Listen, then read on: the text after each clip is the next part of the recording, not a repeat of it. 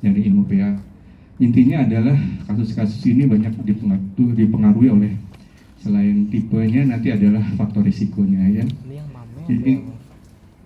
Jadi risiko ini kita lihat, tapi nggak usah melihat kanan kiri lagi. Soalnya orang tua biasanya ya, yang menopause ya. Ada yang sudah menopause di sini belum ya? Nah, jadi faktor risiko ini kemungkinan kecil ya. Jadi ada terapi estrogen, ada polikistik ovariusin kaitan dengan obat-obatan tamoxifen, obesitas, obat yang sudah menopause dan seterusnya. Ya, saja ya, kita cepat. Ya. Untuk histologinya juga sama.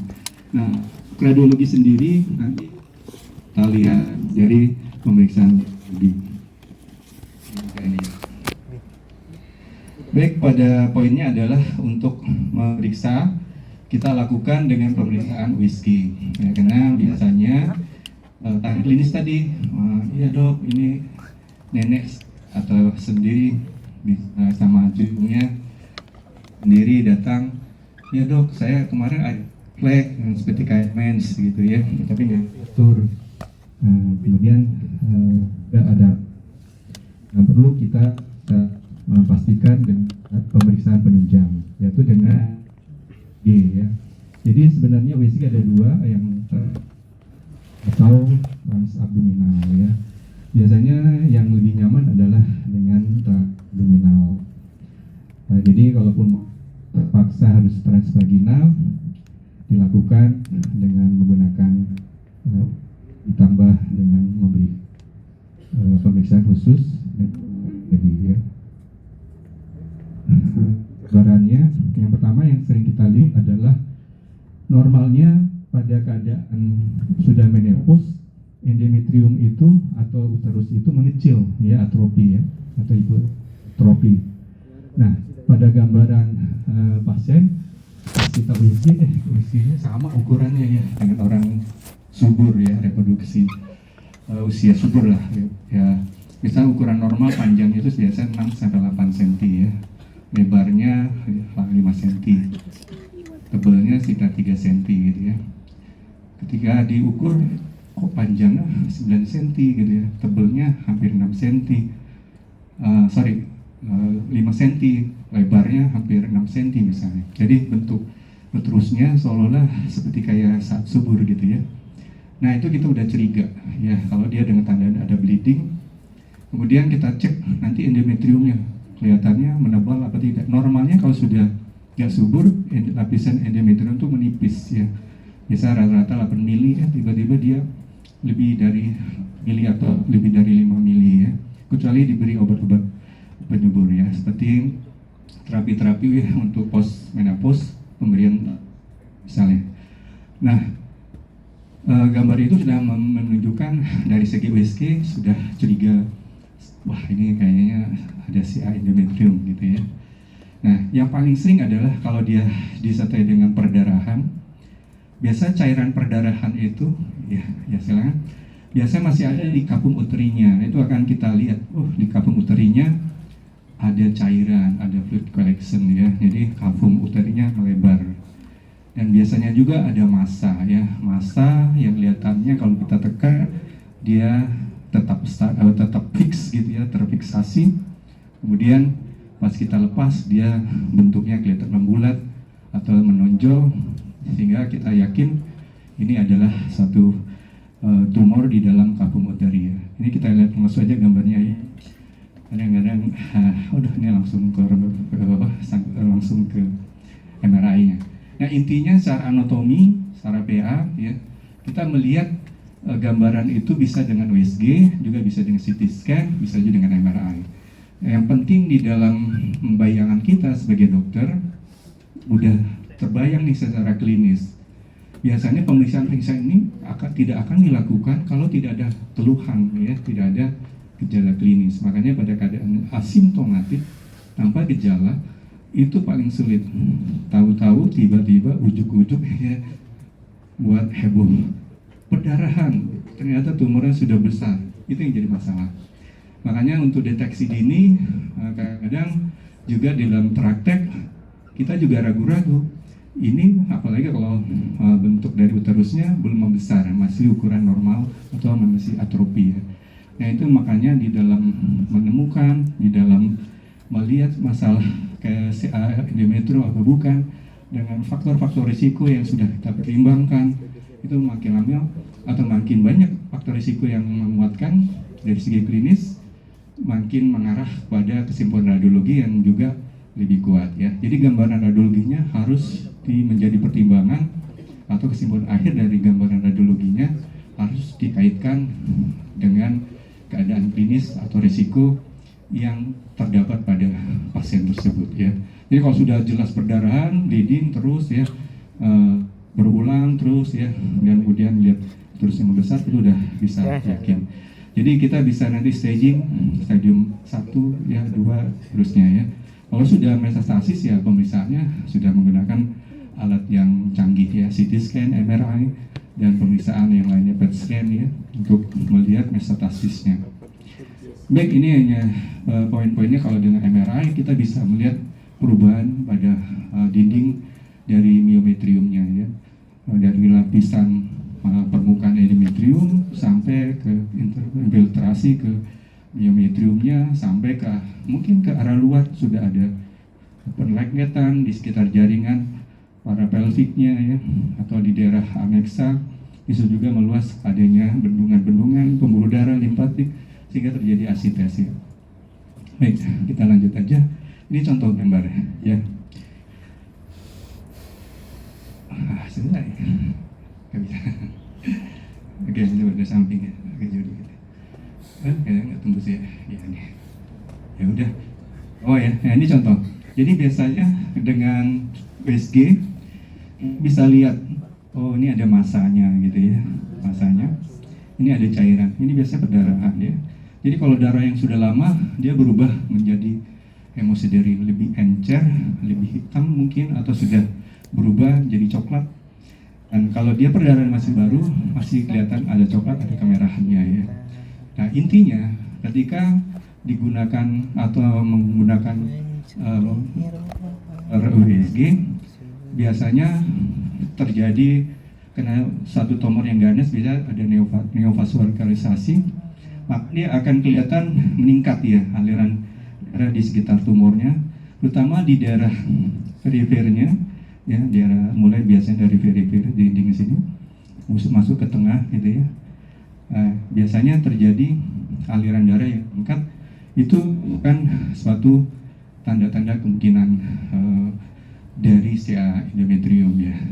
Nanti hampir mirip dengan kasus kalau dia reproduksi ya, masa subur, dengan mioma arteri ya. Mioma arteri sub mukosa atau intrakapiler yang bersifat polip ya, punctated intravakular dari mioma arteri ya. Nah, poinnya adalah karena ini orangnya sudah nggak subur lagi, kita langsung bisa membedakan ini bukan satu myoma arteri, tapi ada satu karsinoma ya. Kita lanjut ya. Nah ini gambaran dengan transvaginal ya. Kadang-kadang kita nggak bisa membedakan lagi masa homogen ya. Jadi padat, kasar, ada garis-garis yang ini ya, akustik stereo, ya. Bukan bagian strumanya yang padat, yang keras, dan misalnya kadang-kadang ya itu tadi karena sifatnya vaskuler disertakan jaringan yang struma, kadang-kadang disertai dengan kalsifikasi fibroid.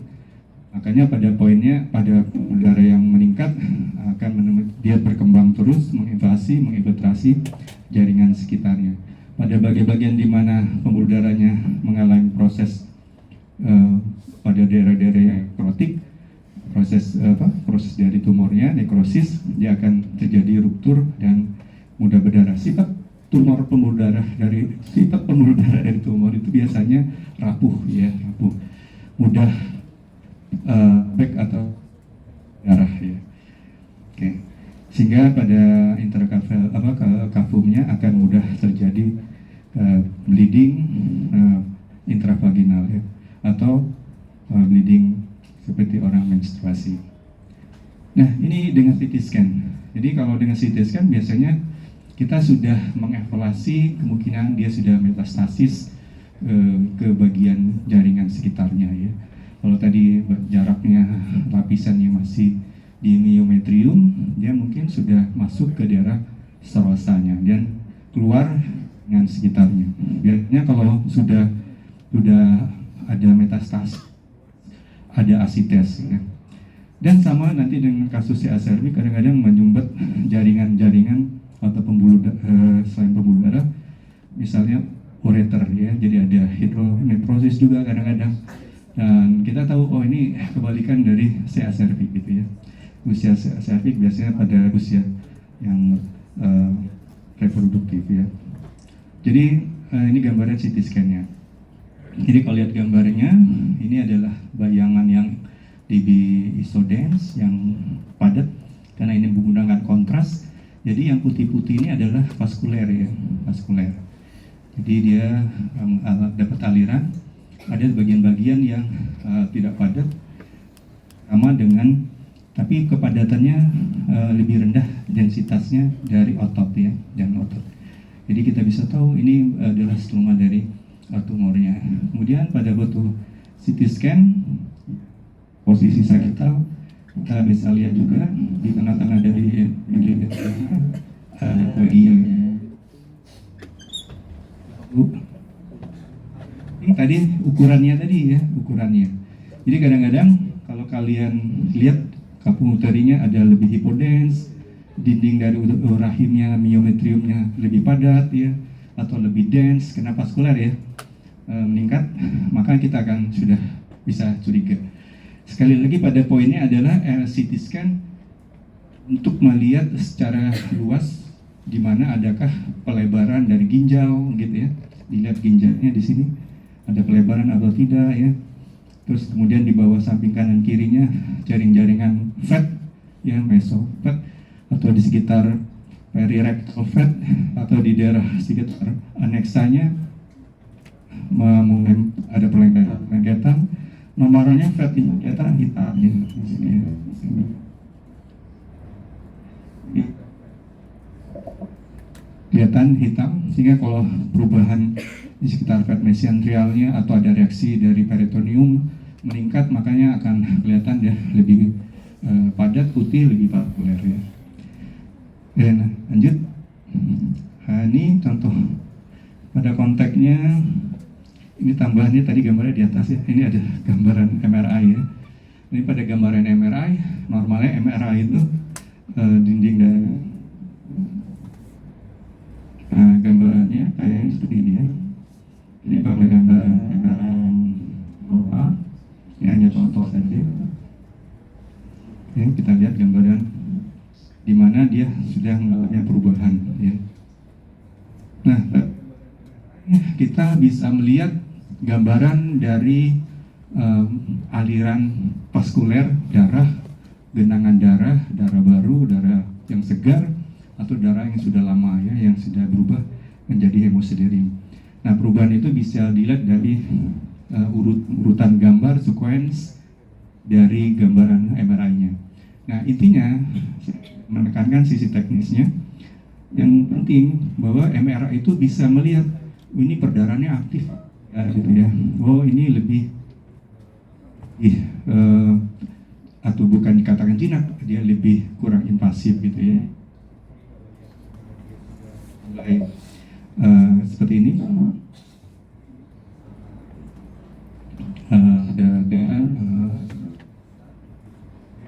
Lebih intensif ya, meningkat.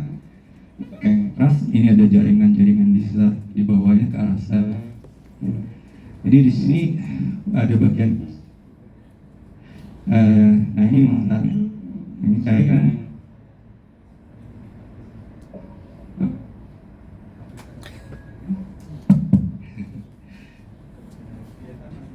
jelas.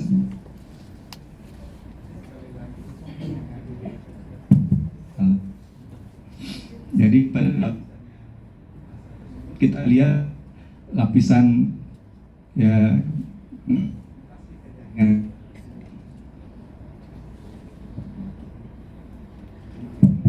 Ini sakit juga ya.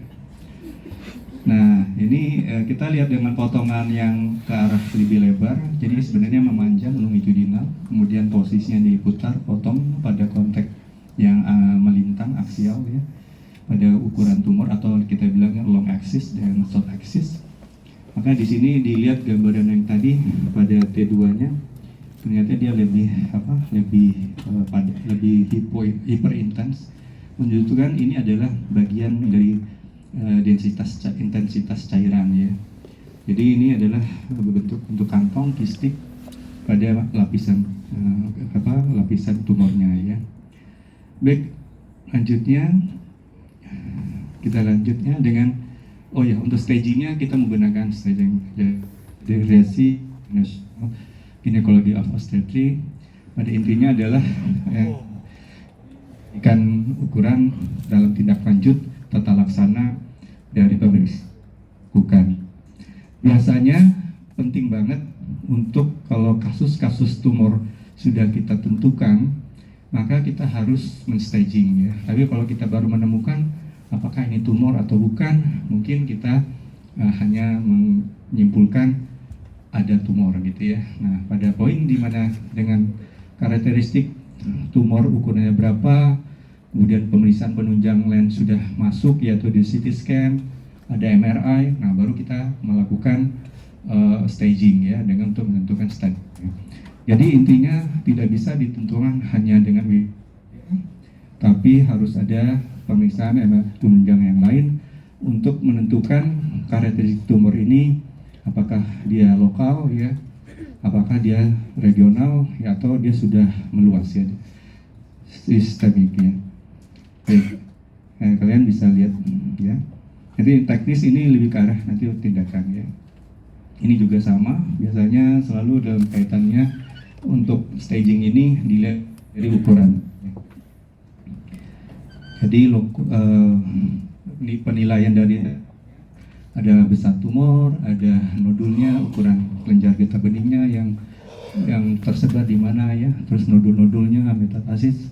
Kita biasanya selalu mencari organ-organ yang bersifat hipermetabolik atau metabolik dari tumor itu larinya kemana, yaitu organ-organ ya, metabolik yaitu hepar ya. Biasanya atau organ-organ limfoid yang di dekat di sekitarnya, bisa ke tulang sehingga kita bisa tahu kemana dia metastasisnya. Kalau sudah ketemu di hepar, apalagi sudah metastasis jauh sampai ke ya, tentu akan ada stagingnya ya. Baik, kita lanjut. Ini contoh. Sementara mungkin masih menggunakan staging dengan konsensus 2009 ya. Nah, untuk hal-hal yang seperti ini secara teknis memang tidak terlalu ditekankan. Dalam poinnya adalah ketika kita menemukan dan kita sudah mendapatkan bisa mengklasifikasikan pada stadium berapa, kita lihat dari gambaran-gambaran imagingnya ya. Jadi contoh pada tumor di mana tumornya masih di batas corpus uterus dan sudah ada empasi pada myometrium dan kurang dari sebagian atau kurang 50%, maka kita masukkan kelompok 1A. Jadi inti pada saat di mana kita melihat USG-nya masih kecil, kita yakin kemungkinan ini ukurannya juga masih kecil, kita yakin kemungkinan ini dengan imaging yang lain tanpa ada tanda-tanda lain, dengan keluhan yang baru ditemukan misalnya baru berapa lama ya, bukan sudah tahunan, mungkin kita bisa tentukan bahwa ini masih stadium 1A ya. Ya, lanjut satu contoh praktis di dalam praktek ya. Lanjutnya adalah cervix. Nah, kita bisa lihat ini salah satu bagian yang tergantung menurut saya epidemiologisnya kaitannya nanti dengan karakteristik atau secara epidemiologis suatu wilayah di mana si cervix itu meningkat atau tidak ya, seperti Jakarta saya juga tahu ini datanya. Tapi intinya konteks kenasan ginekologi dia masuk pada konteks yang kedua ya, ketiga. Dan ini pada sekitar 45 tahun.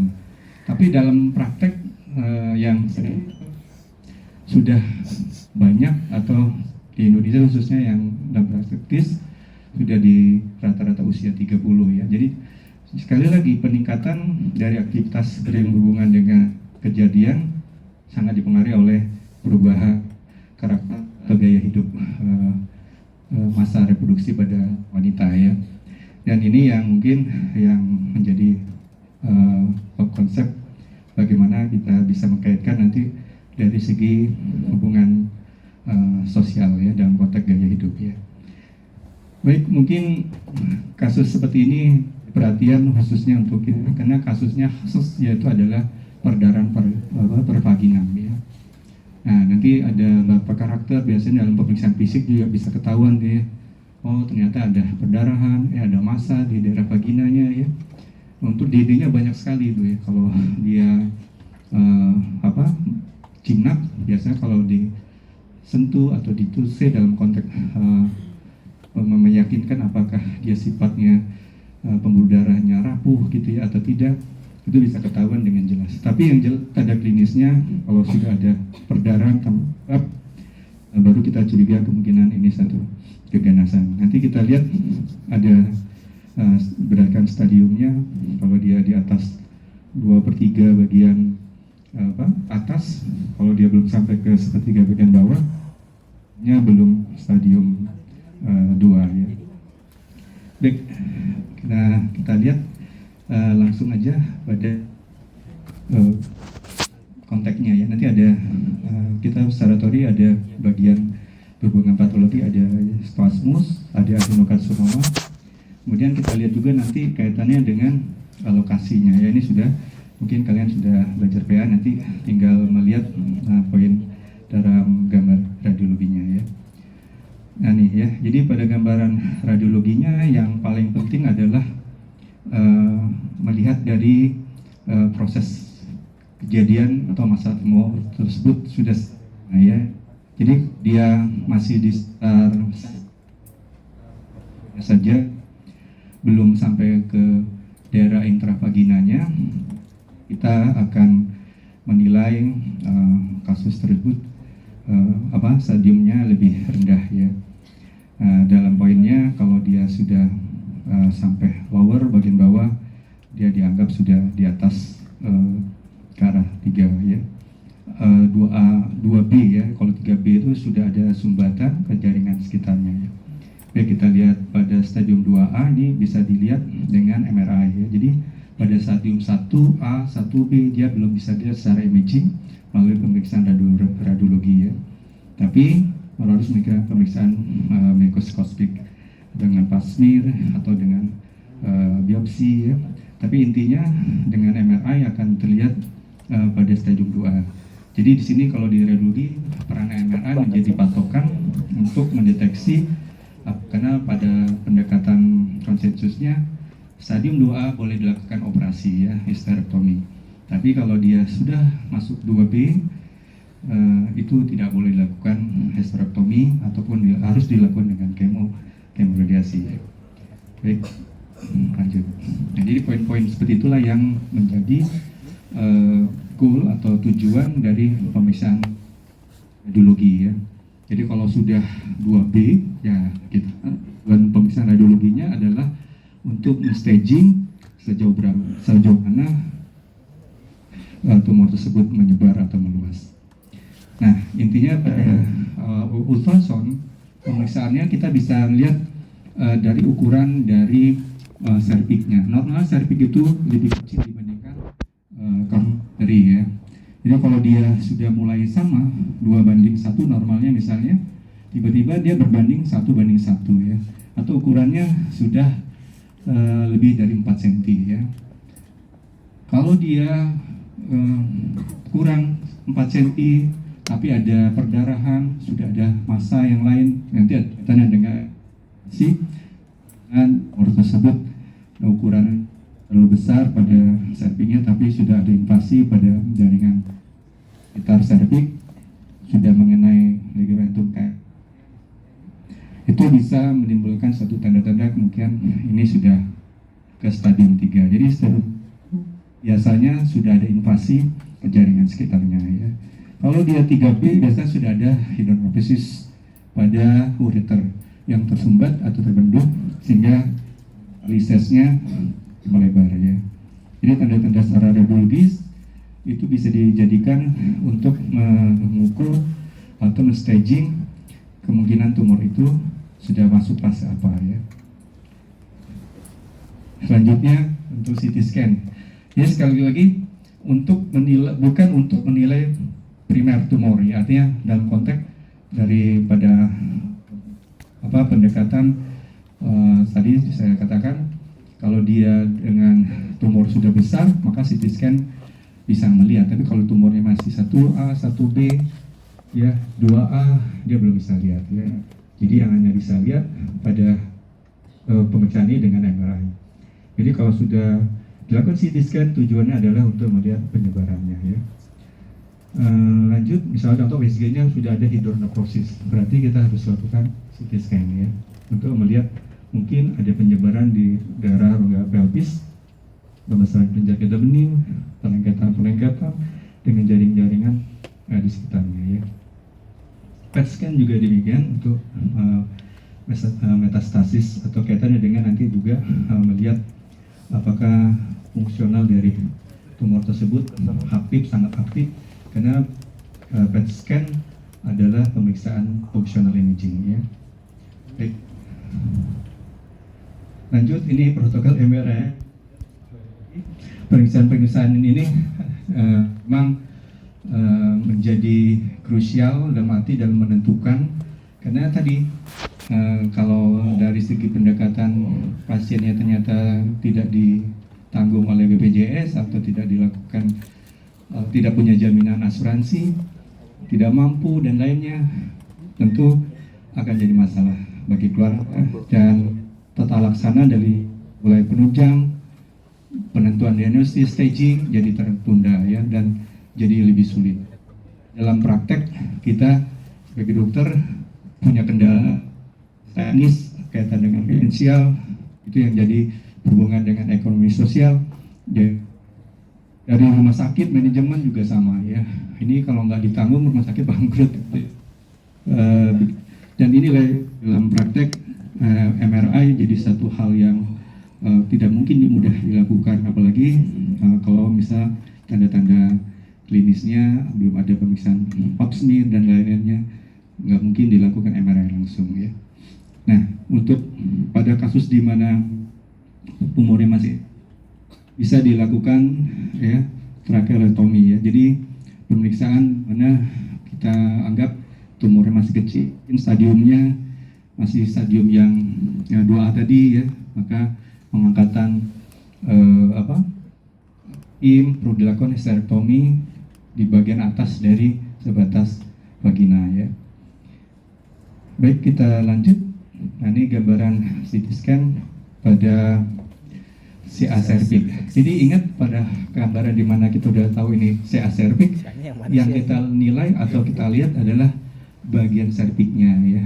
Jadi pada gambaran bagian cervix yang diperhatikan nanti adalah jaringan di sekitarnya. Ini adalah rektum ya, rektum. Sedangkan ini adalah vesika urinaria ya. Ini dengan CT scan. Nah, jadi pada poinnya lihat juga nanti ginjalnya melebar apa enggak. Nah, jadi intinya jika tumor itu sudah ukuran lebih dari 4 cm, sudah ada kemungkinan perlengketan ya, maka kita menentukan apakah tumor ini sudah menginfiltrasi dinding dari vesika urinaria atau sudah menginfiltrasi dinding serosa dari rektum. Kalau dia sudah menginfiltrasi atau sudah ada, kalau apalagi di biopsi ditemukan jaringan jaringan dari tumor, itu sudah masuk stadium 4 ya, stadium yang late ya, sudah end stage. Pada poin ini itu tentu jadi tindakan yang lebih tidak dilakukan, tapi yang jelas pasien ini pada fase yang perlu tindakan kemo ya, kemonya perlu kondisi fisik yang kuat agar pasien tidak mengalami komplikasi akibat atau efek samping dari obat kemonya ya. Dan ini tentu lebih meyakinkan dokter sebagai pelaksana yang memutuskan di session yang memutuskan ini harus di kemo sekian lama dan seterusnya, berapa dosisnya, tindakan yang lainnya mungkin dilakukan kemo internal kemo radiasi internal ya, atau yang lain-lainnya ya. Baik, kita lanjut. Ini MRI, contoh MRI ya. Jadi pada MRI itu bagian-bagian yang padat, bagian-bagian yang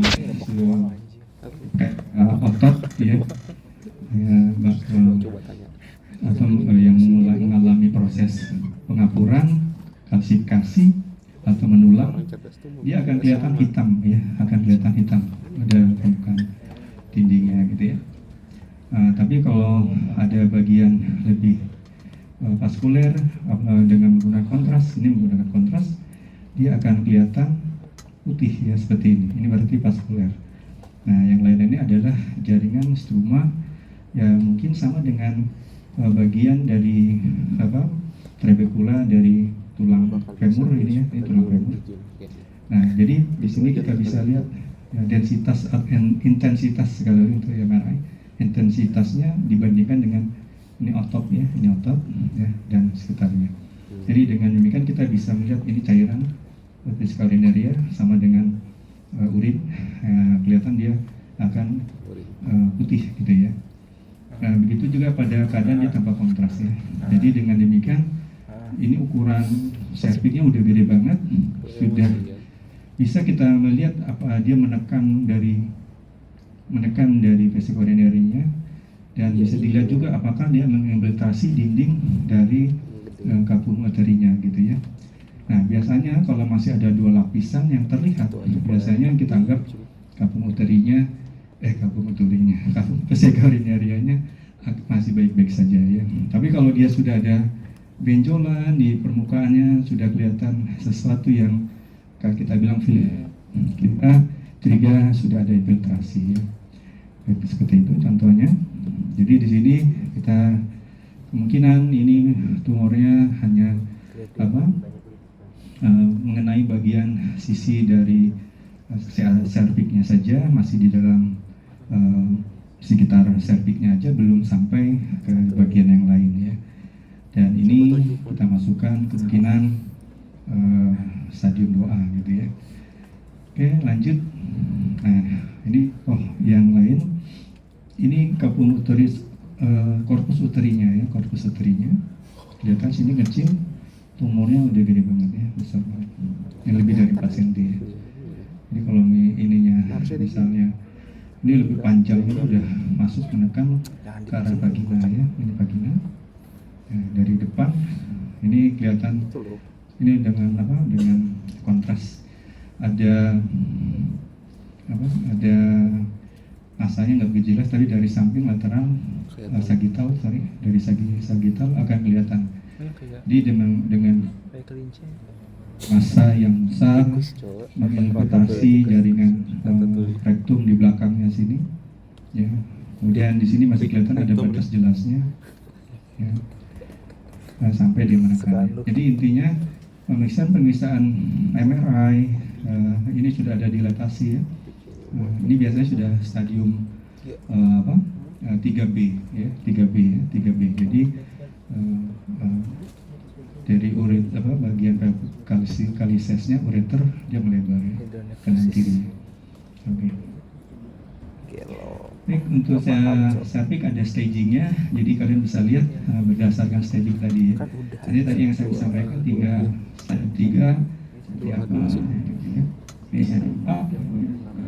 doa itu kalau 2/3 belum ada parameter. 4A dia sudah pada rongga pelvis sampai belendernya, tapi kalau dia lebih dari itu baru stadium 4B.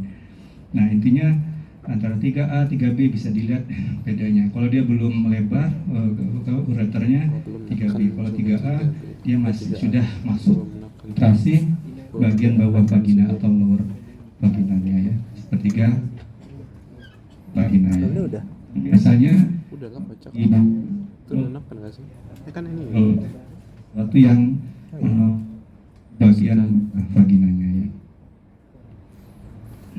Dan biasanya kalau ditusuk baru dipegang gitu ya, udah berdarah ya. Jadi pada pemeriksaan sel serviks dia rapuh sekali ya, sudah berdarah.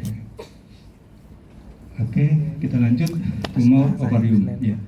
Nah, tumor ovarium ini termasuk yang paling sering yang serus. Ini ada beberapa tumor kista ovarium kaitannya nanti dengan ruptur kista. Dan bedanya antara serosa dan musinosus ya, atau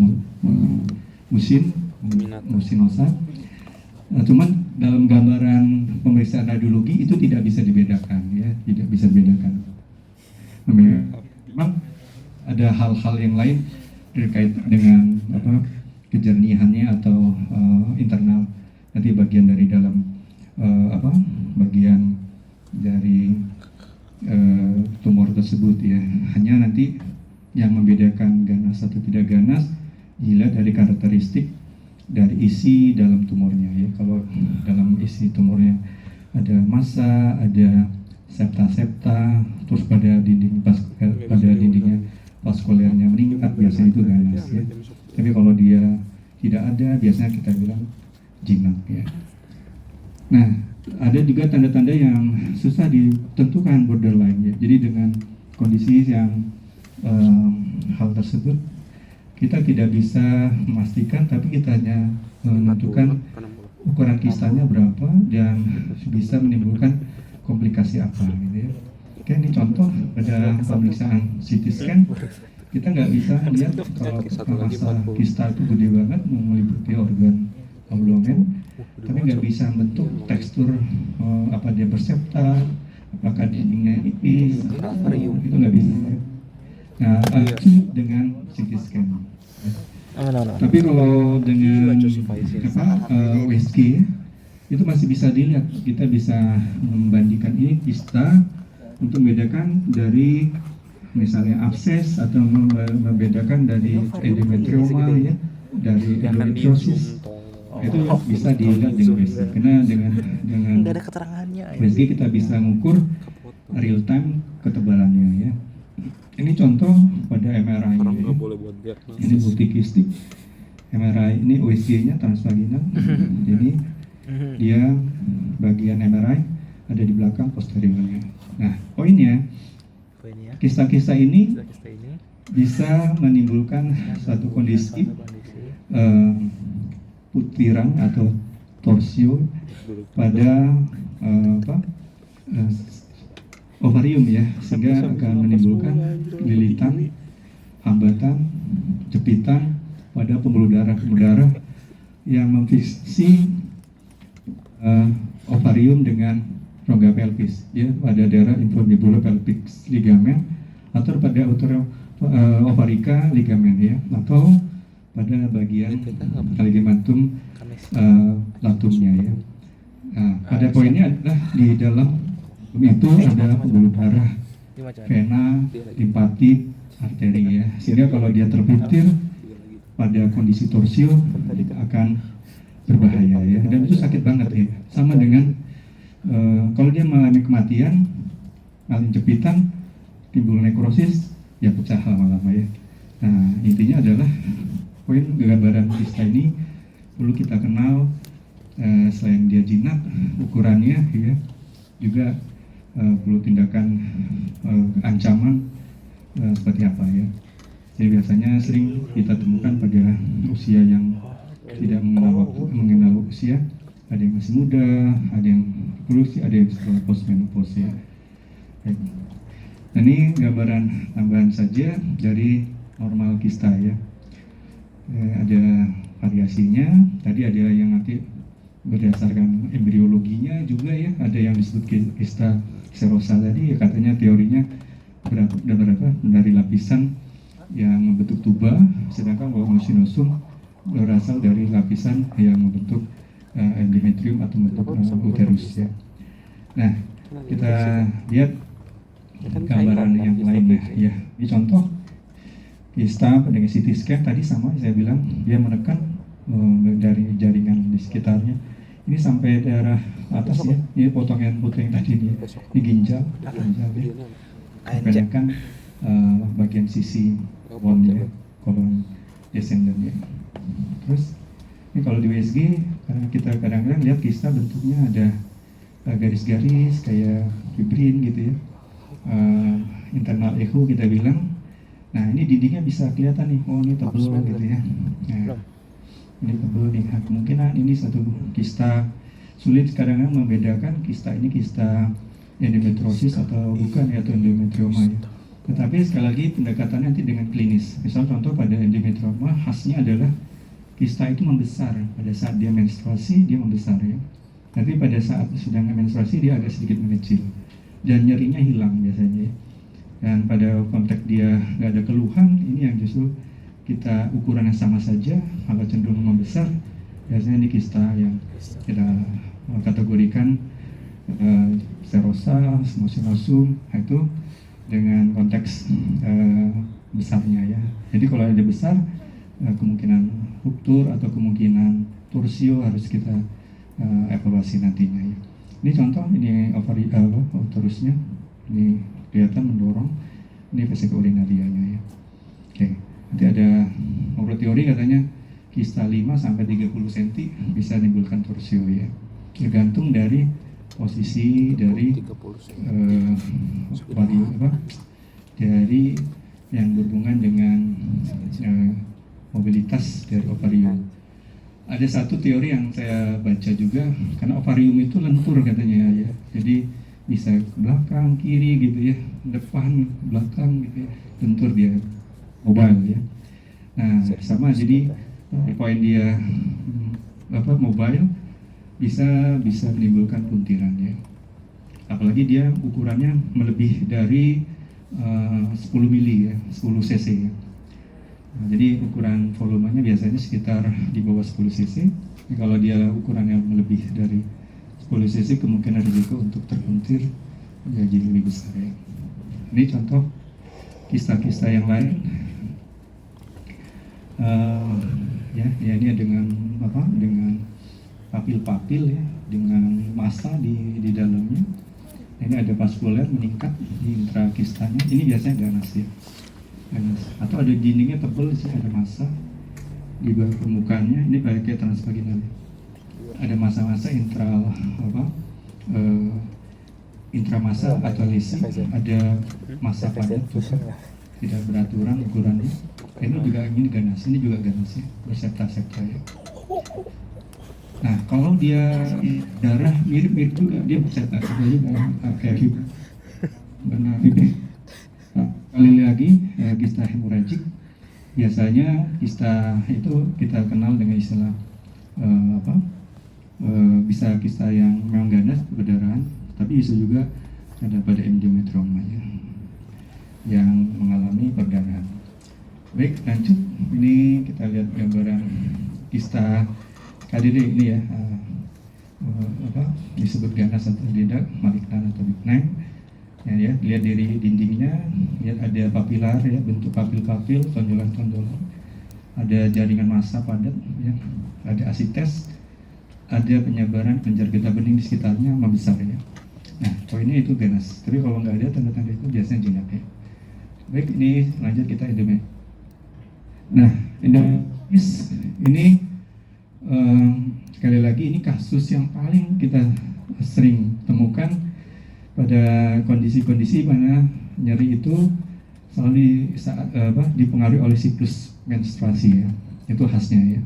Jadi setiap mau menstruasi aktif banget ya, nggak mengenal usia muda, nggak mengenal dia habis pernah sesar atau tidak ya. Kadang-kadang yang agak selik terdonesis, late diagnosis ya. Apabila kalau dia masih usia belum menikah atau dalam konteks dianggap belum pernah hamil atau belum pernah operasi, itu sering membingungkan ya, membingungkan. Tapi khasnya sekali lagi setiap mau menstruasi, waktu nyerinya lebih panjang daripada waktu biasanya. Biasa 1 hari atau 2 hari ini ya. Baik, kita lihat konteksnya nanti. Ini jadi ada perbedaannya sedikit ya. Nah, ini mungkin untuk kalian. Ini kalau dia endometriosis, dia berhubungan sangat kuat ya, dan dibedakan dengan adenomyosis, di mana dia kalau adenomyosis hanya bagian endometriumnya saja ya yang dibatasi oleh otot ya. Tapi kalau pada endometriosis dia bisa menginfiltrasi endometrium ya, bisa juga di luar, ada di luar uterus, ke ovarium, bisa ke peritoneal, dan ke otot, permukaan kulit, dan lain-lainnya ya. Oke, kita lanjut.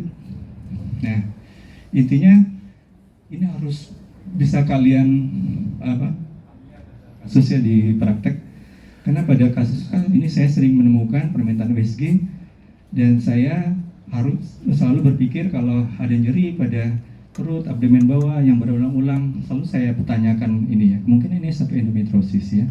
Tapi kalau adenomyosis saja biasanya nggak menimbulkan keluhan ya. Oke, jadi memang untuk memastikan ya, kadang-kadang kalau nggak ada keluhan itu jadi masalah, perlu laparoskopi ya. Oke, dan ini dikatakan juga ada hubungan nanti dengan infertilitas primer ya, ada infertil sekitar 17-50% ya. Jadi sekali lagi kalau ada tanda-tanda infertil dengan nyeri pinggul atau nyeri suprapubik atau lebih ke arah bawah, abdomen bawah, kemungkinan ada gejala-gejala endometriosis ya. Mungkin hal-hal ini penting untuk kita pahami dalam konteks tata laksana dalam arti waktu dikeluhkan seperti itu. Yang sering juga kita temukan cairan di daerah rongga kapundoglossinya tuh banyak ya, ini nyeri terus, tapi kita nggak tahu. Maka sering keluhan-keluhan pen itu diberi kategori aja ya, rheumatoid gitu ya, PID ya. Nah, stopnya saya bilang gitu, apa gitu, biar dokter ginekolognya yang cari. Kadang-kadang kalau pada kemungkinan mengarah kemana, biasanya bisa jadi perhatian gitu ya, menjadi attention dari kontaknya. Kalau memang itu kuat ke sana, kita kasih saran ya untuk konsul ke, atau kita rujuk ke dokter ginekologi ya. Loh, saya kan belum ya, ginekologi bukan sestri ya, kita bilang gitu ya. Kadang-kadang yang masih itu jadi malu gitu ya, nggak mau dia dokter ya. Baik, lanjut. Jadi perhatian sekitar. Jadi nyeri-nyeri, dysmenorrhea, dyspareunia, chronic pelvic pain juga bisa. Tapi sekali lagi selalu kalau ini dia nyerinya di luar siklus, jadi satu hal yang jadi tidak bias, tidak khas. Itu yang sering kita menimbulkan keluhan-keluhan atau tanda-tanda terlewatkan untuk mendeteksi ya kemungkinan yang terjadi ya. Baik, kita lanjut pada gambar teorinya, kita lihat di sini. Ini lokasinya sekali lagi banyak di rongga pelvis. Nah, ini yang sering kita temukan ada cairan-cairan aja ya. Terus, nah nanti di DD kaitannya nanti dengan ruptur, torsio, dengan endometriosis, yaitu ya pada kelainan dengan ektopik ya, silakan. Pada ektopik itu harus di DD selalu ya. Ibu hamil nggak? Nah dok, saya belum nikah, udah aman ya. Jangan. Ya dok, saya belum nikah. Mainnya gimana? Masih lancar, jadi udah sebutkan ada kasus-kasus dari rongga pelvik yang tiba-tiba ya. Lanjut, nih ya.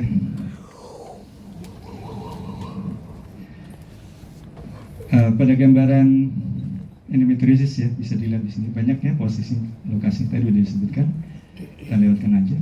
Jadi laparoskopi hanya, tetapi sekali lagi dengan pemeriksaan penunjang dengan klinis yang khas ya, itu akan bisa kita tentukan dengan sensitivitas 90 sampai spesifisitas sebelum 1%, juga USG sama hampir 90%. Jadi yang apalagi udah tahu nih benjolannya di kulit, bekas kulit di sesar ya, di daerah sesarnya, kita udah tahu itu langsung ini endometriosis ya. Jadi penunjang sudah bisa kita lakukan. Baik, kita lanjut saja gambarannya. Jadi pada modul ya. Biasanya kalau dia berisi cairan dia akan terlihat hipoekoik ya. Jadi kalau dia masih nyeri dengan aktif sedang masa men bisa lebih jelas lagi ya. Biasanya vaskularisasi kalau dia masa subur bisa kelihatan juga meningkat. Tapi kalau dia sudah men biasanya kurang vaskularisasi. Nah ini contoh pada permukaan kulit. Jadi di daerah antara subkutisnya ya.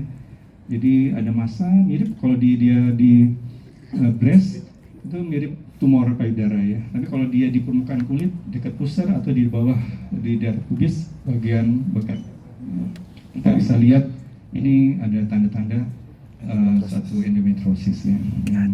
Dan ini khasnya ada kepala pas ya. Dok, kadang-kadang besar dok, kadang-kadang warnanya biru ya, kebiru-biruan, kadang-kadang berubah sedikit agak kemerah-merahan ya. Jadi berubah warna. Tapi nggak bilang dia berjalan-jalan ya. Ya, kadang jalan nggak ya. Kalau jalan bukan apa ke Bandung, apa filariasis nah ini pada ligamen atau pada otot, pada tendon, pada jaringan bisa gambarannya kita temukan jelas dan kena merenggang melebar dia nyeri ya timbul. Tapi nanti pada satu dia agak kurang.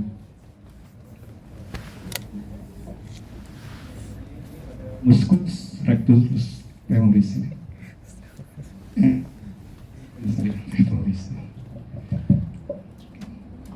Rectus femoris bisa ya kecil waktu operasi ada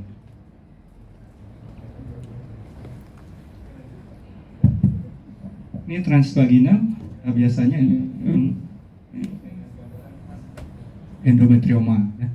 Endometrioma ya, bentuknya besar dan bentuk teksturnya ekot ya, padat, mirip kayak debris gitu ya. Jadi kayak punya ada kayak debris kayak, jadi kayak fibrin gitu, kelihatan khas ya. Lebih tepatnya kayak fibrin ya.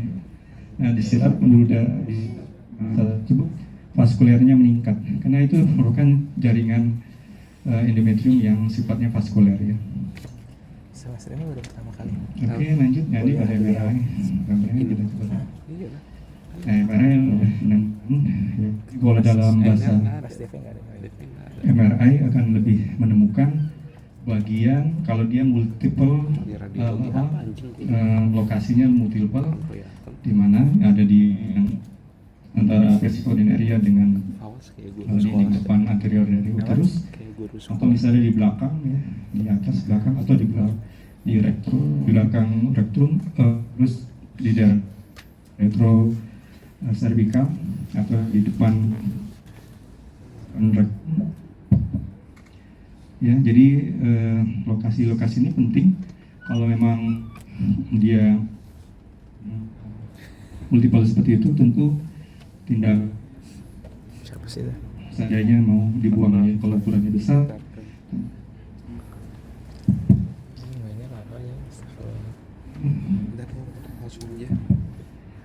Ya di belakang ya, ini rektum rektum ya. Nah ini di antara kalau kita bilang ini daerah kapung 12 ya. Ya, ini kelihatan dari belakang ya. Dan seterusnya ya. Ini daerah dekat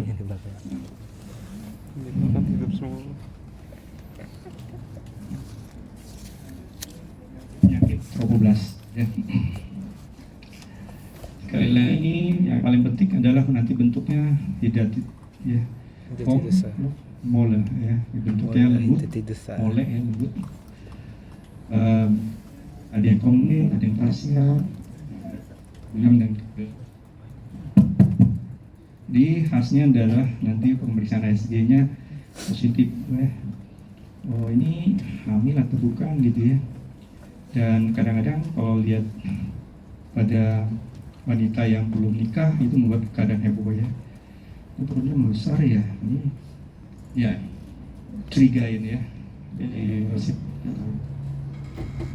Ini tanda-tanda klinisnya. Dan beta HSG-nya positif tinggi ya. ada hiperemesis, darah tinggi, ya, dan seterusnya ya. Dan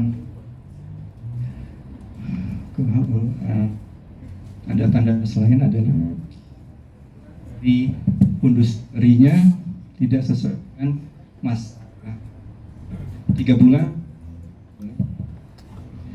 2 bulan 9 bulan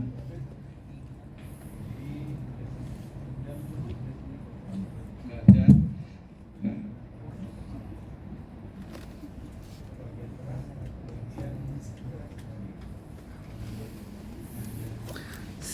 Sembilan bulan.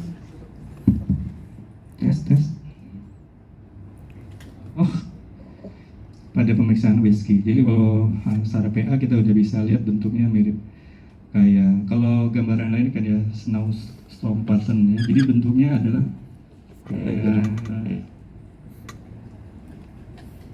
Pais juara cok. Oh iya. lainnya secara whisky juga gambaran mirip kayak sarang tawon ya. Honeycomb ya. Appearance ya. Cairan ya di sini sekitarnya ya. Atau gambaran ini tadi asosiasi gambar pada radiologi itu sering untuk bedakan kekhasannya. Jadi misalnya contoh pada gambar ini untuk menggambarkan satu kondisi, ternyata pada gambaran kondisi yang ada di WSG pada tromboblastic disease sering juga ada gambaran yang mirip dengan gambaran radiologi yang lain ya, seperti kayak di paru-paru yaitu gambaran yang dikeluarkan untuk pseudotoraks misalnya ya. Tapi asosiasi gambar ini juga bisa dilihat pada gambaran WSG. Jadi kalau ada gambaran hal yang mirip atau similar ya, kalian jangan bingung, karena yang intinya adalah ini untuk memberikan kekhasan dari gambaran WSG-nya ya. Oke, baik,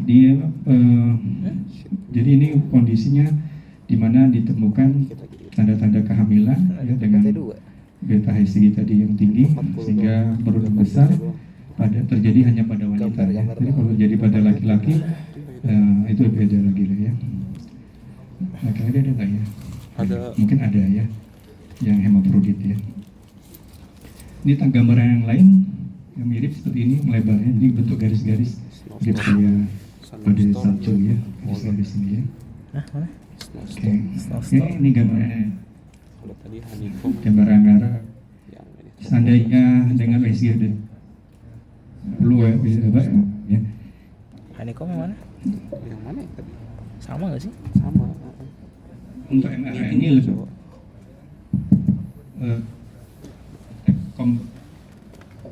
Tadi beli apa? Nasi gua 6 bulan.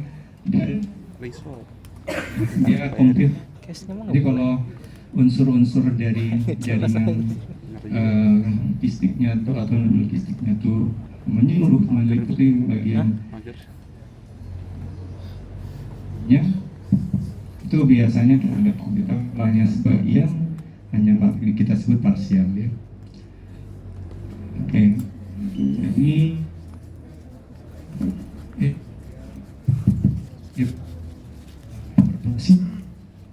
nah, ini ada hubungan dengan yang berhubungan dengan stimulasi dari biasanya kaitannya dengan hormon. Dan itu bisa menimbulkan hiperplasia endometrium. Yang gambarannya biasanya itu istan endometrium subur itu dia nggak lebih sekitar ya tadi ya 8 mili ya pada keadaan dia menebal, tapi pada keadaan WSG dia tebal sekali ya, jadi putih ya, jadi putih ini lebar. Kita bilang ini hiperplasi dari lapisan endometrium ya. Nah, kita lanjut lagi kaitannya tadi dengan myomateri. Myomateri dianggap masuk benjolan yang jinak ya, myomateri. Hampir sebagian jinak ya. Apalagi kalau dia ada kalau lebih jinak. Tetapi kalau dia memang besar, cenderung melibatkan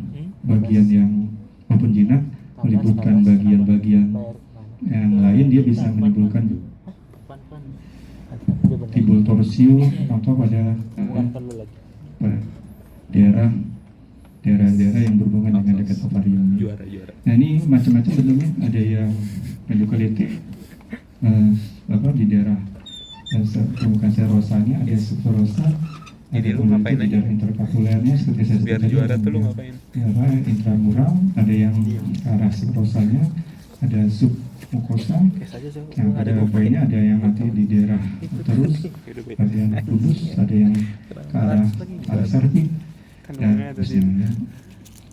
Nah bentuknya masanya mirip kalau saya katakan tadi pada 10,5 blok. Oh iya, yaudahlah. Pada Ngapain gua kayak gitu? endometrium ya. Gua kira Tapi kalau dia usianya masih Iya. subur reproduktif, kita nggak akan mengatakan itu si endometrium, udah bayar. tapi kita sebut dengan uterus, mioma uterus ya. Heteroid mioma biasanya disebut juga, di mana gambarnya mirip pada gambaran yang tadi ya. Nah ini contoh pada whisky kalau dia sudah ngalamin, pada gambaran foto pelvis, kalau sudah ngalamin kalsifikasi dia seperti ini ya. Dia kelihatan putih padat, dia ada kalsifikasi gede banget. Kita sering laki kita kemungkinan curiga tumor buli-buli mungkin ya. Tapi kalau pada wanita kita akan lebih cenderung ini uterusnya mengalami mioma arteria atau kalsifikasi ya. Nah, jadi fibroid mioma kasih ya. Nah, pada gambar CT scan seperti ini juga sama ya. Jadi besar banget. Mioma arteria ini sifatnya sangat, makanya pada kasus-kasus pasien-pasien dengan mioma arteria disertai dengan anemia berat ya, anemia berat karena dia rakus vaskuler sekali. Sehingga kita tahu, wah ini mioma arteria ya, tanda-tanda lain. Ini salah satu tindakan embolisasi pada mioma arteria, di mana pembuluh darah arteri uterinanya diemboli, disumbat sehingga tumornya mengecil ya. Karena sangat vaskuler maka bisa diterapi dengan embolisasi dengan menyumbat menggunakan gel form sehingga aliran darah arterinya yang ke arah miomnya mengecil.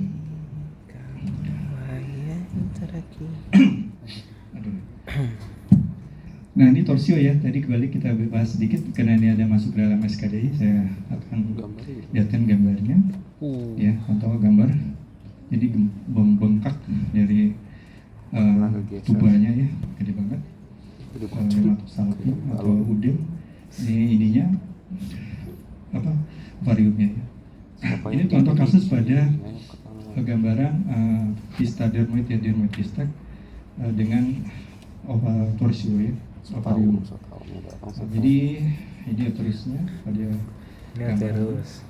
Jadi ada kistik besar dengan bagian dari uterusnya ya. Nah kalau yang ini kebalikan, ini pada ini uterusnya, ini bagian dari kemudian obat yang masih ovarium. Ya, akibatnya ovariumnya membesar, karena membesar jadi hiperplasi gitu ya, bersifat kistik, polikistik. Akibatnya karena ovarium tadi bentuknya lentur, mobile ya, jadi akibatnya tuba kelilit ya, dililit oleh ovarium, itu teorinya gitu. Sehingga penggantung antara tuba infundibulum ya, ovariumnya akan terlilit atau buntir dan pembuluh darah vena, aliran darah arteri yang masuk ke ovariumnya juga terhambat ya. Akibatnya kalau berlanjut lama-lama bisa jadi infak ya. Jadi mirip kayak torsiotesis, kalau nggak dirilis, nggak dibuka, nggak dilepas, dia bisa nekrosis dan tesisnya bisa atrofi ya. Dan ini salah satu bisa menimbulkan infertility ya.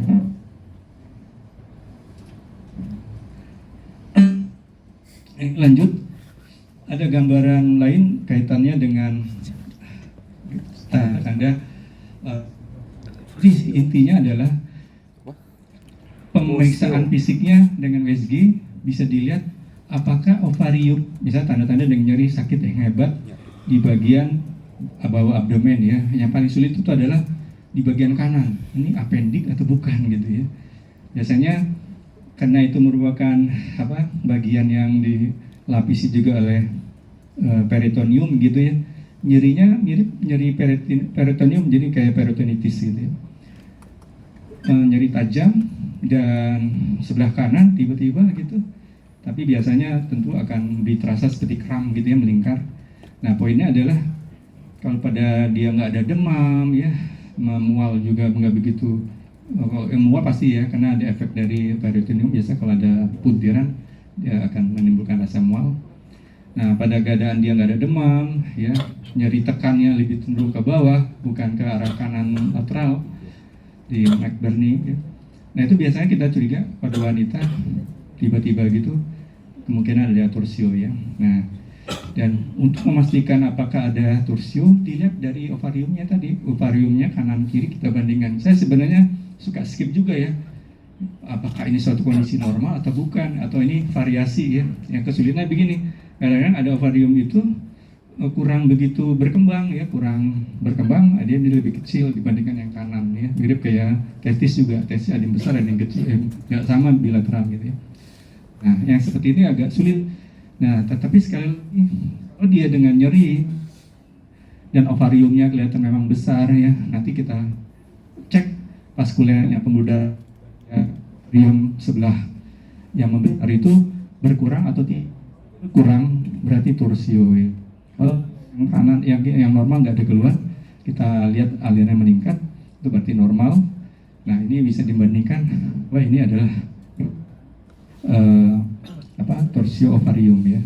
Nah ini pada gambaran ini sebenarnya bagian ovarium yang diukur sekitar 10 mili, batasnya sebenarnya 9,8 ya, kecil ya. Ini dia 9 sekitar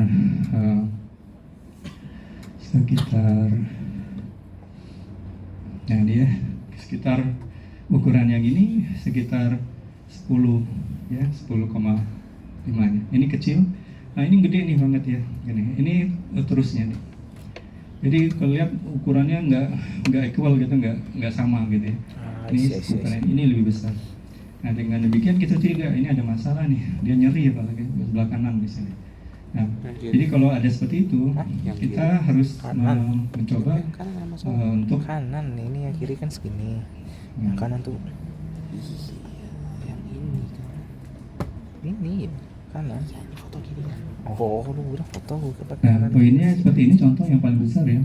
Yang ini yang kelihatan gede banget nih ya.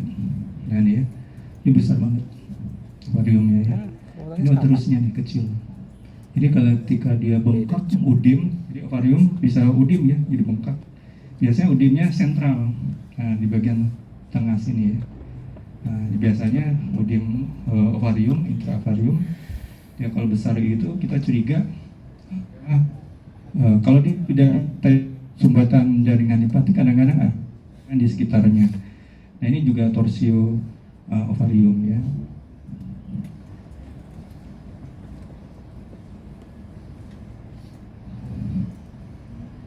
Nah ya seperti itu. Nah ini ada juga nanti gambaran seperti pusaran ya, pusaran ya, pusaran air itu namanya whirlpool ya, sign. Yang gambarannya nanti khas banget di sini. Whirlpool. Jadi biasanya ini alirannya negatif ya, ada aliran. Ini normal, ada aliran. Ini bintik-bintik ini ada vaskular pembuluh darah, cuman nggak berwarna ya. Nah di sini nggak ada aliran, dia membesar. Yang jelas dari ukuran besar ini nggak ada aliran. Di sini ada kantong-kantong ovarium, folikel. Di sini folikelnya menghilang ya, kena ketekan ya, udim. Nah ini sebenarnya gambarnya kurang begitu jelas, dalam arti warfulnya nggak jelas. Nanti pada gambaran CT scan-nya ada kelihatan lebih jelas ya. Ini contoh pada gambaran CT scan. Walaupun sebenarnya CT scan sekali lagi untuk memastikan ya. Ini gambarnya kelihatan ya seperti kayak kipas angin gitu ya. Gitu ya. Nah ini sebenarnya mirip kayak pusaran angin puting beliung gitu ya, gitu yang dari tengah sentral gitu. Nah gitu ya. I see, I see. Nah ini kecil dia, ini kecil. Ini ukurannya lebih kecil. Ini ovariumnya, ini uterusnya. Ya. Nah ini kantong kemihnya. Ini kantong kemihnya sebenarnya agak tebal ya. Nah intinya adalah ini satu tanda-tanda apa? Satu tanda-tanda dari torsio ya. Jadi nyeri ya. Jadi ovarium yang membesar di DD nanti kalau dia dengan nyeri demam ya, kemudian ada tanda-tanda lain yang lagi kita tandai dengan ovaritis ya, atau radang ovarium ya. Tapi kita nggak membahas tentang ovaritis ya. Oke, ini juga sama gambar. Nah ini ruptur ya. Nah, ini ruptur. Nah, yang kista ovarium atau yang ada cairan yang banyak dan sebagainya, saya pernah dapat kasus. Sudah jelaskan bukan usus buntu karena dengan klinis khas banget, masih muda, usia 21 tahun ya, di UIN ya. Saya bilang, nyarinya gimana? Nyarinya tiba-tiba dok, tadi kamu sakit hebat banget, terus sampai ke ulu hati yang menjalar. Dokternya langsung nuduh ya, appendicitis akut gitu ya, dengan peritonitis ya. Paru tiba-tiba ada mual nggak? Muntah langsung. Enggak dok, nggak ada demam. Gitu ya. Nah ini sih kita ruptur kista saya bilang kan gitu ya. Oh, dokternya nggak percaya juga ya. Jadi karena nggak percaya mau minta USG lagi untuk lihat appendiknya. Saya bilang nggak apa-apa kok, nggak ada tanda-tanda klinis appendik ya. Nah ini gambarannya khas banget ya. Jadi kita temukan di sini ada satu bayangan mirip kayak massa yang bulat kayak kista gitu, tapi dia kolaps ya, sudah kempes. Di sekitarnya ternyata banyak cairan di daerah capum douglasinya ya. Nah banyak banget. Kemudian kita cek di bagian atasnya di Morrison Poots-nya banyak cairan juga ya. Kita lihat di bagian di bawah ileocekalnya, para kolonnya banyak juga cairan. Kanan kiri ada. Bilang ini banget, ini ruptur kemungkinan ya. Pasti, harus dokter obgyn yang cek, bukan dokter bedah gitu ya. Karena dokter bedahnya tetap menuntut untuk appendik gitu ya. Saya bilang nanti nggak percaya ya. Karena khas banget. Jadi di sini adalah karena dokter OGD-nya adalah dokter umum. Dokter umumnya konsumnya ke bedah langsung ya. Tapi tidak langsung ke obgyn. Karena tanda-tanda seperti ini harus dipastikan memang dengan pemeriksaan penunjang ya, USG. Ini kelemahannya adalah dependent operator ya. Kalau dokter USG-nya tidak klinis, dia akan mengarahkan ini appendik perforasi ya. Appendik perforasi tidak sampai menimbulkan cairan yang sebanyak ini ya. Dan itu tidak terjadi dalam hitungan jam ya. Kalau appendik dengan peritonitis biasanya hitungannya berhari-hari ya. Pecah, terjadi sakit dulu, kemudian pecah, baru terjadi peritonitis luas ya. Dan biasa demam, ada defense muskuler, tentu pasiennya nggak bisa bergerak-gerak. Kalau ini perut orang masih bisa gerak-gerak, masih cengengesan, ya. Walaupun sakit. Sakit, iya sakit dok, tapi udah kurang dok, habis dikasih obat. Kira-kira gitu ya. Oke, ini contoh pada CT scan-nya ya. Ini perhatikan pada CT scan bagian bawah, serial ya. Ini uterusnya ya, kelihatan putih. Ini pakai kontras pada fase vena ya. Ini cairannya yang isoden ini cairan semua. Ini cairan semuanya di daerah pelvis ya. Usus-usus di sekitarnya extra lumen. Kemudian di Morrison Poots-nya di heparnya, ini hepar. Ini antara ginjal dengan hepar. Ya, Morrison Poots ini cairan yang isoden ini sampai sini. Ya. Cairannya sampai pinggir sini. Nah, ini cairan di sisi kanan di parakoleakannya atau parakolonnya. Ini parakolon ada descendant ya. Nah, di cairan. Jadi kita bilang ini ruptur kista ya, kista yang besar. Biasanya kistanya kemungkinan 10 kali 10 misalnya. Kalau kistanya 3 kali 3 nggak mungkin pecah ya. Nah, satu lagi kalau dia ektopik ya. Dia dok sedang hamil dok. Nah, ini ruptur dari dari kista kehamilan ya, atau dari kehamilan ektopiknya ya. Jadi ruptur yang memecah, misalnya contoh yang paling sering ada memecah tuba sehingga terjadi perdarahan. Tapi isinya darah ya, kalau ini bukan ya. Jadi sekali lagi kalau ada cairan yang banyak dengan pemeriksaan ICG sebelumnya positif, ada ketemelan ektopik, kita yang lihat ini adalah darah. Jadi mirip gambarannya sama dengan seperti ini ya. Jadi DD-nya selalu dilihat hamil atau tidak hamil ya. Baik, mungkin itu yang bisa disampaikan. Ada waktu untuk kira-kira berapa menit lagi ya? Sampai 40 ya? Ada waktu sekitar 18 menit ya. Saya pindah ke yang ada ya. Ini gimana ya? Coba dicari tuh. Punya saya sendiri bingung saya. Oh ini dia. Nah ini agak sedikit nyebut aja. Hanya ingin menunjukkan ada tumor payudara ya. Oke, agak sedikit nyebut.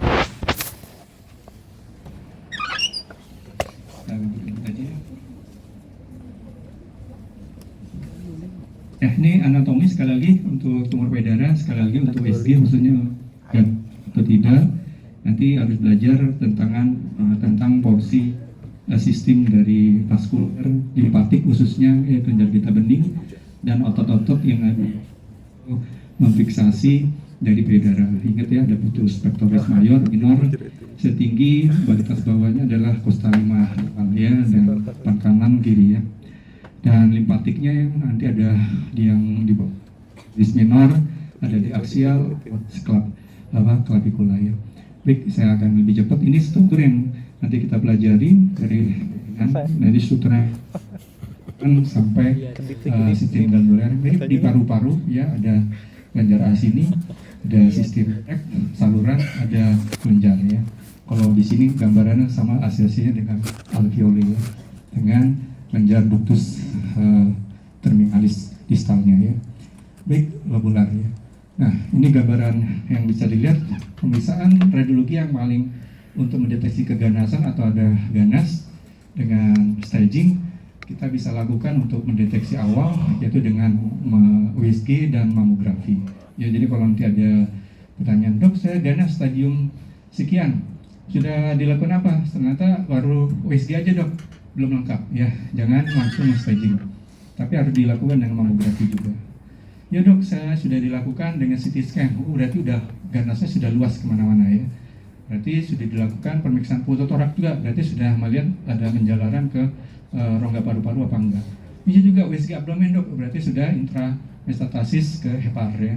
Pada konteks seperti itu kita udah tahu pemeriksaan penunjang yang lain sudah menunjukkan staging yang lebih lanjut ya.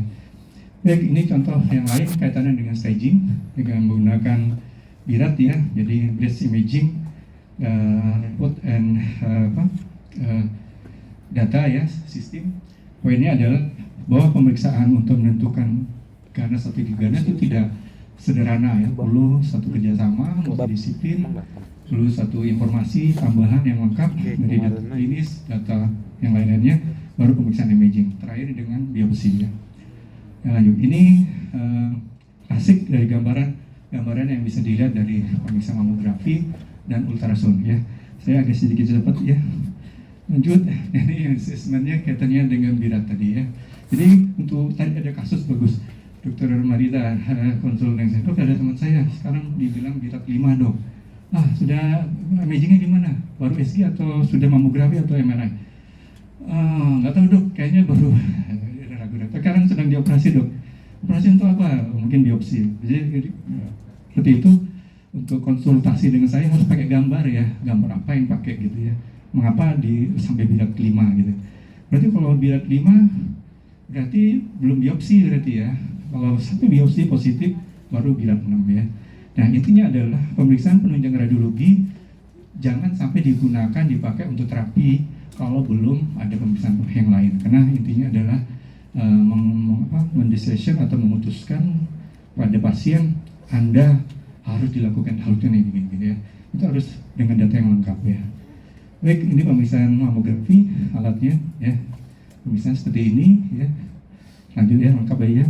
Untuk mamografi kita harus mengenal ciri khas komposisi dari payudara. Setiap orang berbeda-beda. Ada yang fatnya lebih banyak dibandingkan fibroglandularnya, ada yang banyak banget fibroglandularnya dibandingkan fatnya ya. Sehingga pada konteks resiko dikatakan pada yang fatnya sedikit itu lebih sulit ya mendeteksinya.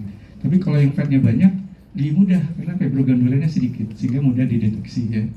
Nah, komposisinya disebut A, B, C, D ya. Baik, kita lanjut itu apa? pada mamografi. Yang fatty Ada juga nanti kaitannya dengan gambar-gambar mamografi di mana bisa aja ada sesuatu yang normal, misal contoh ada separasi sikatrik sehingga terjadi fibrosis ya, fibrotik pada jaringan ikatnya sehingga payudaranya menjadi kempot atau retraksi. Ya. Pada saat itu jangan kalian bilang, ini tumor ganas, gitu ya.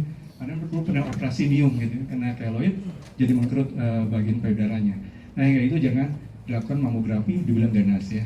Nah, jadi data-data sebelumnya penting untuk dipahami. Sehingga ketika ada perubahan struktur dari mamografinya atau bentuk dari track garis-garis atau tekstur dari payudara, fibroglandularnya harus kita yakinkan dengan hati-hati ya. Artinya kita harus tahu ini sesuatu yang normal dan abnormal. Baik, ini contoh untuk berhubung dengan kelainan-kelainan yang menyertai bagaimana kita harus menyadari bagaimana kondisi-kondisi yang dilakukan. Ada keadaan-keadaan di mana nggak boleh lakukan mamografi. Contoh pada usia masih muda, ibu hamil ya jangan dilakukan ya. Dia sedang infeksi, mastitis, mamografi gitu ya.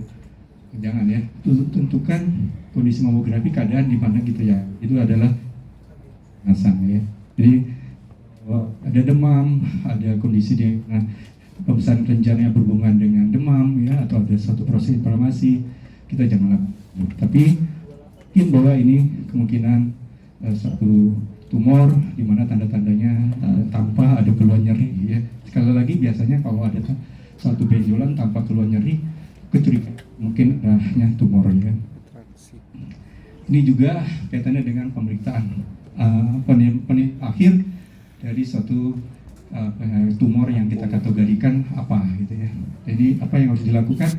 Tidak boleh dilakukan pemeriksaan hanya mamografi saja atau hanya USG saja atau breast MRI misalnya.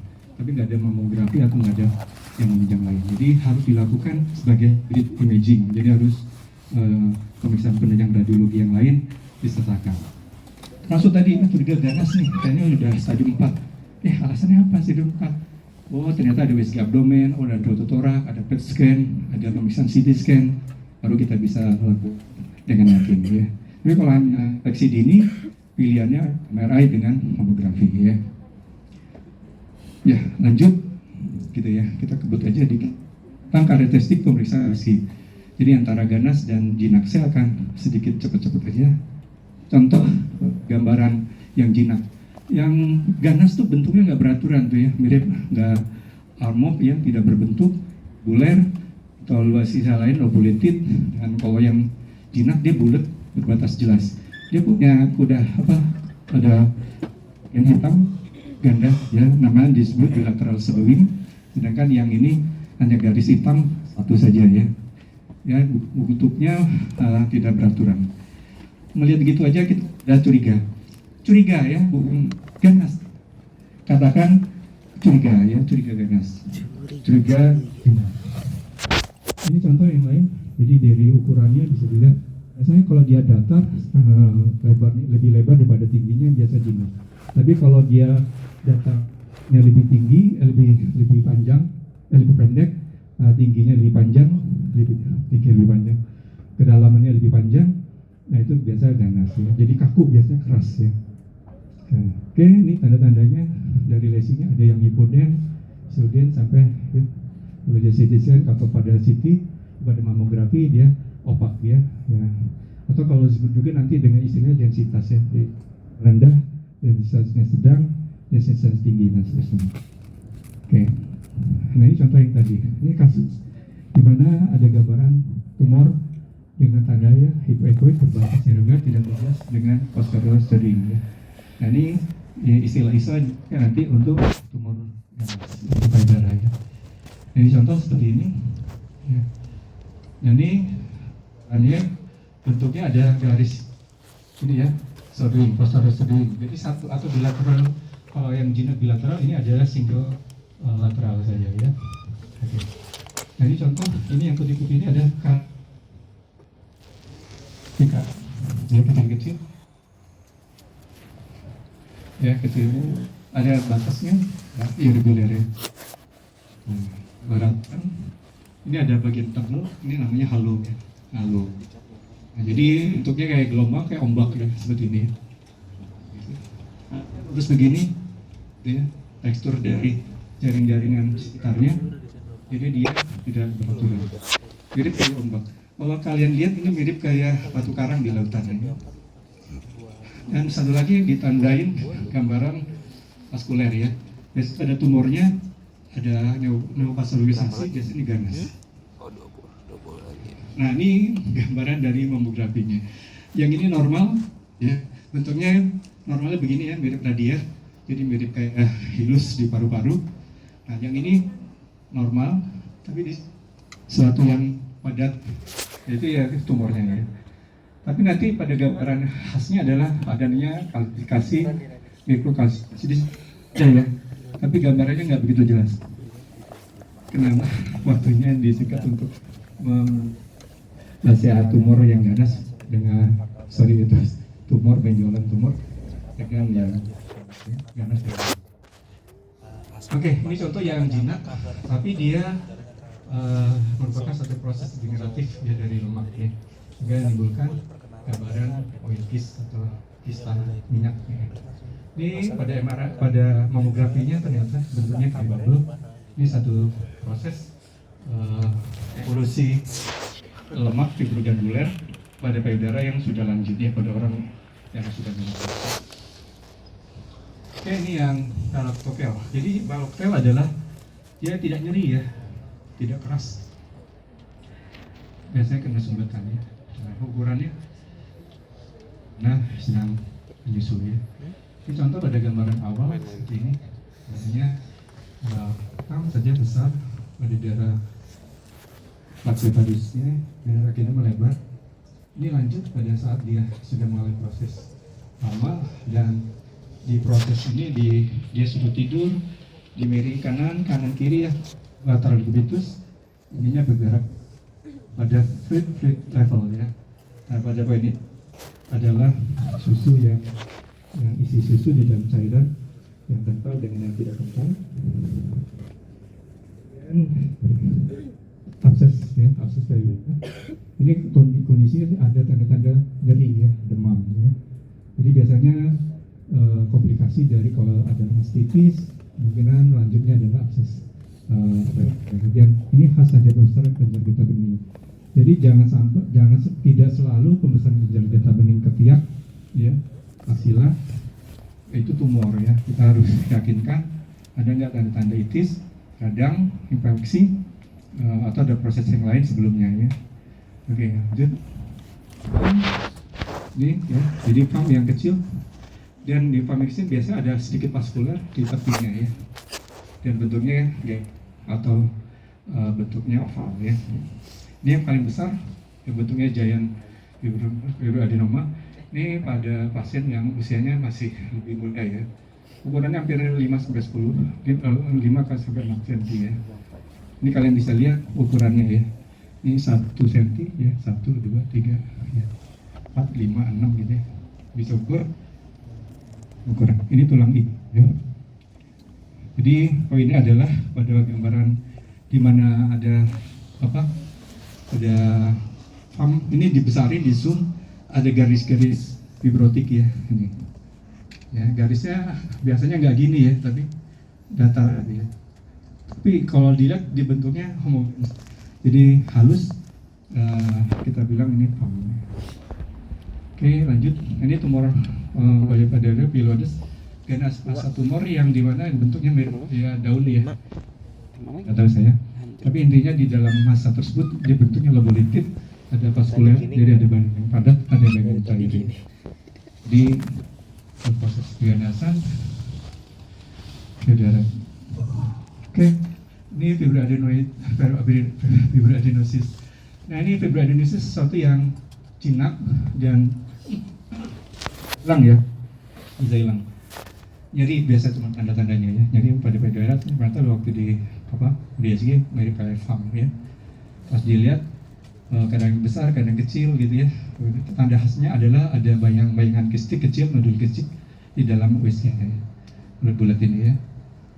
Bulat-bulat seperti itu fibroadenosis. Biasanya bisa hilang tanpa operasinya. Kalau ada yang sakit seperti ini di orang pintar hilang, jangan bilang tumornya hilang ya, memang hilang sendiri gitu ya.